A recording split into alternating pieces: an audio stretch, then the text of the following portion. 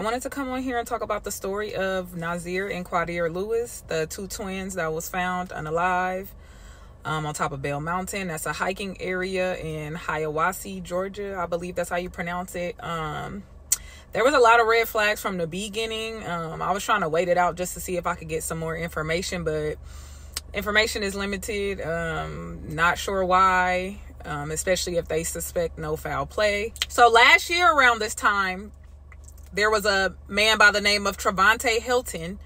He was found hanging from a tree. I don't even know if you could say that. I don't even like saying that, but he was found hanging. The GBI also investigated that case, and they automatically ruled it unaliving. They really didn't do any investigation. It didn't take any time.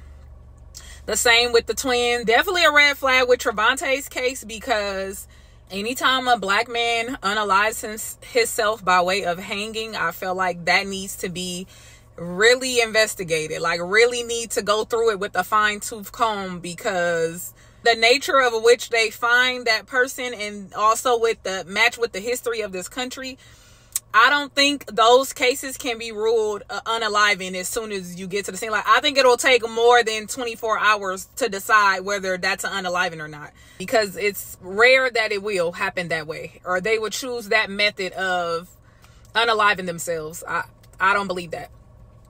So my thing is, the first red flag, Hiawassee, Georgia.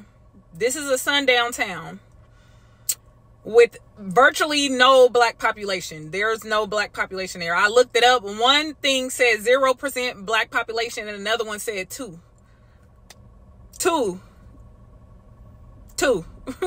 Okay, so there's virtually no black population. But within the past year, there's been 3 black men that's been found unalive there, and they all were ruled. And also, they both were found in the same area. It's been said that their bodies were found 15 minutes away from each other. So again, in this place where there's literally no black people, 3 black men just all of a sudden popped up on the scene unalived, and it was self-inflicted in a sundown town. All right. Okay. And it's just so sad that these things continue to happen, and they just continue to cover them up.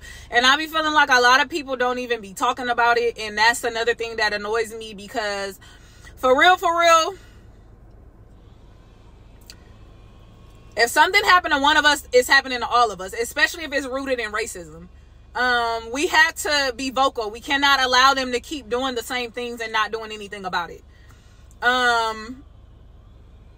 A threat to one of us is a threat to all of us, like I said, especially when it's rooted in racism. Like, we cannot have that. And it's definitely something deeper as to why this keeps happening in that area that really doesn't have a black population. And I would definitely be curious to hear anybody else's theories. I have a theory, but I'm not gonna say it because, yeah, I'm just not gonna say it. I'm not even gonna get into that, but just know the evil and wickedness have never left these people. And that's all I'm gonna say. I ended up recording this after the fact because I reached out to the lead investigator on Trevante's case with the GBI, because the website said that the investigation was still ongoing and active. So I wanted to know if they had received any new updates and like what's going on with the medical examiner's report. She responded to me that this case is closed. I said, is there any way that I can find these results from the medical examiner? She then sent me a link, and then she also told me that I can request the records through the GBI website, basically. So I went along and did that. They sent me a confirmation saying that they got my request, and, you know, I'll get the results whenever. I think it said 24 to 48 hours. They just emailed me back, and they said that those records don't exist. They don't have any records to show for this particular case. So now I have even more suspicions. And again, like I said, I'm trying to figure out why nobody cares.